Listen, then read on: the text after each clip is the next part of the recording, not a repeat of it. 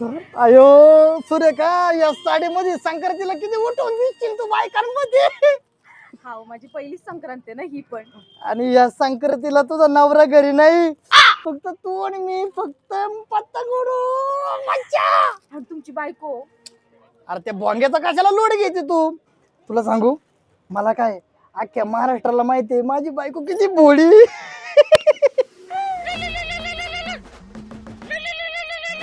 मसाड मारायची नाही, लगेच फोन आला तिचा. हाव, पण नाही उचललं. तिला एक वाईट घे, थांब. काय हो? हॅलो. कुठे येतो तुम्ही? अगं बायको, तुला सांगितलं ना मी पाहुणचा प्रचार करायला आलेलो आहे. हा, चांगला जोरात प्रचार चालू दिसतोय. अगं भाऊंचा डावा हाते मी, तुला कळत कसं नाही का? जबाबदारी माझ्यावर.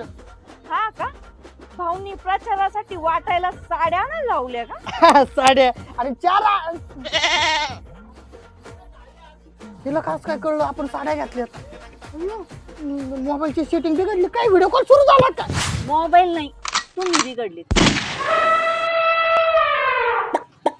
काय?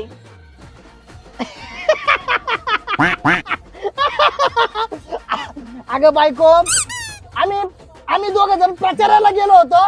भाऊ म्हणले आता संक्रांत तोंडावर आली ना, सगळ्या बायकांसाठी ना साड्या घ्यायच्या, साड्या.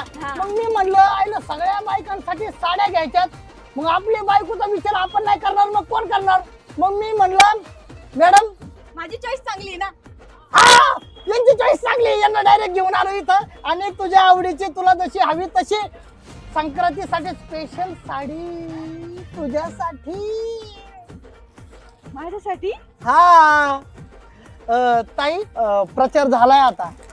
तुम्ही जा आता आणि उद्या वेळेवर या प्रचाराला. जा उद्या साड्याच्या दुकानात जायचं आपल्याला स्पेशल. मस्त आहे. मस्त आहे, मस्त आहे.